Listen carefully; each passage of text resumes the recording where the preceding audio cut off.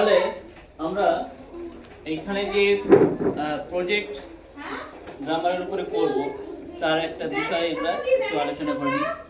যে প্রথম বলা আছে হোয়াট ইজ লেটার। লেটার বা বর্ণ কি লিখবে। লেটার বা বর্ণ হচ্ছে আমরা মানুষ মুখ দিয়ে আওয়াজ করি সেটাকে বলা হয় ধ্বনি। এই ধ্বনি যখন লিখিত একটা রূপ দেওয়া হয় বা ধ্বনির লিখিত রূপকে, জাস্ট এই কথাটা একটু লিখে, ধ্বনির লিখিত রূপকে বলা হয় লেটার বা বর্ণ। ওকে, এবারে যেমন এ বি সি ডি এগুলো হচ্ছে লেটার বা বর্ণ। নেক্সট কোশ্চেন কি আসে, হোয়াট ইজ ওয়ার্ড মানে শব্দ কি।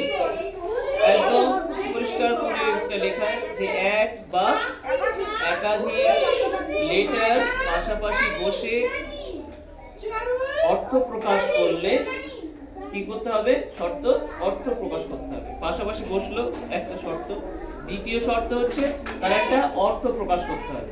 যদি কতগুলো লেটার পাশাপাশি বসে একটা অর্থ প্রকাশ করে মানে থাকে তার, তাহলে সেটা হলো কি শব্দ, ওয়ার্ড।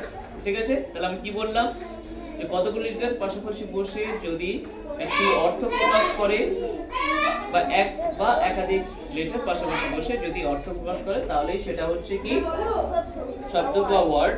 একটা ওয়ার্ড লিখলে ম্যান মানে মানুষ, ঠিক আছে, 5 মানে 5 এর একটা অর্থ আছে। আচ্ছা, তারপরে আছে ওয়ার্ডের একটা ভাগ আছে, দেখো এখানে লেখা আছে হোয়াট ইজ সিলেবল। সিলেবল কি, সিলেবল হচ্ছে কোন একটা ওয়ার্ডের যতটুকু অংশ জিভের একবারের প্রচেষ্টায় উচ্চারণ করা যায়।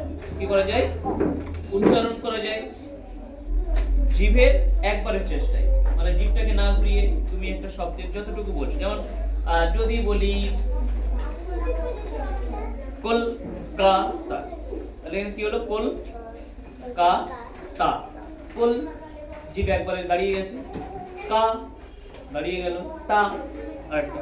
লেখার তিনটে অংশ আছে, এই প্রত্যেকটা অংশকে বলা হয় সিলেবেল। বাংলায় বলা হয় দল। বাংলায় কি বলা হয়, দল। তোমরা 5 এ যখন উঠবে তখন তোমাদের গ্রামার বইতে আসবে দল কাকে বলে।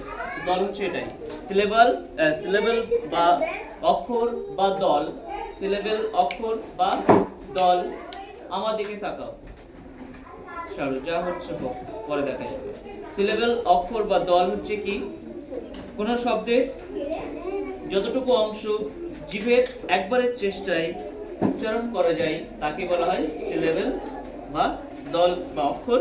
সিলেবল কয় প্রকার, সিলেবল হচ্ছে আমাদের বাংলায় অনেক প্রকারের হয়, প্রায় 7 প্রকারের আছে। যদি একটা সিলেবল থাকে মানে জিভের একবারের চেষ্টায়, যদি যেমন মা একবার চেষ্টা হয়ে গেল, তাহলে এটা হচ্ছে কি মনো সিলেবল বলা হয়। মনো মানে এক, মনো মানে এক সিলেবল। আবার দুটো সিলেবল যুক্ত শব্দ, দুটো সিলেবলের 3টে সিলেবল হতে পারে, 4টে সিলেবল হতে পারে। তাহলে ইংলিশে মনো, ডাই, ট্রাই, তারপরে বলা হয় পলি সিলেবল। ঠিক আছে, তাহলে ইংরেজিতে সিলেবল হচ্ছে 4 প্রকার। মনো সিলেবল, ডাই সিলেবল, ডাই মানে 2, ট্রাই মানে 3 থেকে ট্রাই, আর পলি মানে অনেক, পলি মানে অনেক। যেমন পলিথিন, পলিইথিলিন, পলিইথিলিন অনেকগুলো ইথিলিন যুক্ত হয়ে তৈরি করে পলিইথিলিন। পলি মানে অনেক, ঠিক আছে, পলি মানে কি অনেক। ওই পলি সিলেবল মানে অনেক সিলেবল। ঠিক আছে, তাহলে মনো, ডাই, ট্রাই, তারপরে পলি। ওকে, বুঝে গেল? এগুলো তোমরা সব ছোটবেলা থেকে শিখে এসছো। আচ্ছা, এরপরে আমরা চলে যাই ওয়ার্ডের পরে সেন্টেন্স। বলছে এক বা একাধিক ওয়ার্ড পাশাপাশি বসে যদি মনের ভাব প্রকাশ করে, মনের একটা পুরো ভাব প্রকাশ করে, তখন তাকে বলা হবে কি সেন্টেন্স।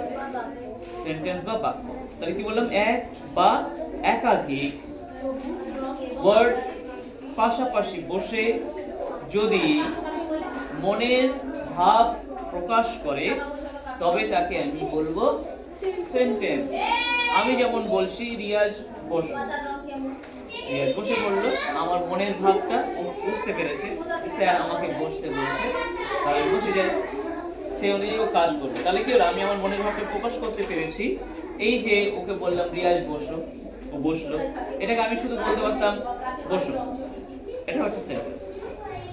তাহলে আমি শুধু কি বললাম বসো, এটাও একটা সেন্টেন্স। আমি তোমাকে হাত দেখিয়ে বললাম টাইম, তুমি বলছো ও এখন তো 1টা বাজতে 5 মিনিট বাকি, 1টা বাজতে 5 মিনিট বাকি আছে। তো এইরকম একটা কথাতেও একটা সেন্টেন্স হতে পারে, ঠিক আছে? আচ্ছা, বলছে how many words are there in a sentence, how many words are there in a sentence, কতগুলো অংশ আছে একটা বাক্যে। একটা বাক্যের মধ্যে দুটো অংশ আছে, কি কি আছে? একটা হচ্ছে সাবজেক্ট আর একটা প্রেডিকেট।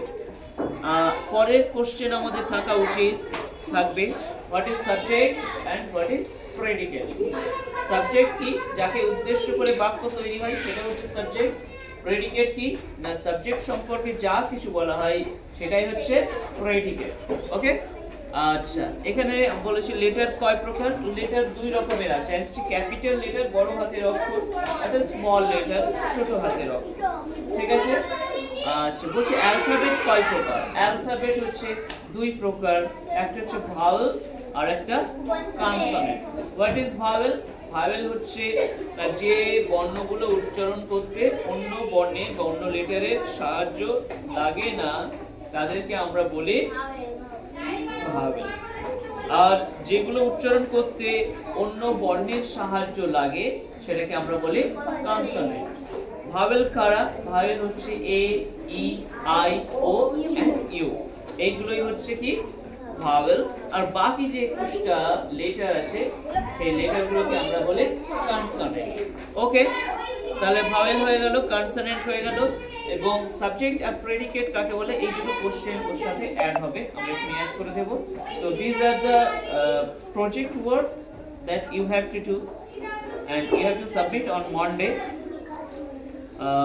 একদম সুন্দরভাবে করবে অন বিউটিফুল প্র্যাকটিক্যাল খাতা। অলরেডি ইউ হ্যাভ প্র্যাকটিক্যাল খাতা, তোমাদের গতবারের পরীক্ষায় তো প্র্যাকটিক্যাল ছিল, সেই খাতা ইউজ করবে এন্ড ওই খাতাতেই নতুন পাতা অ্যাড করবে। ওই খাতার যে পাতাগুলো আছে সেগুলো সরিয়ে দেবে, ওকে, দিয়ে এই পাতাগুলো ঢুকিয়ে দেবে and this will be helpful for you for the lifelong এই জিনিসগুলো তোমাদের কি হবে চলবে।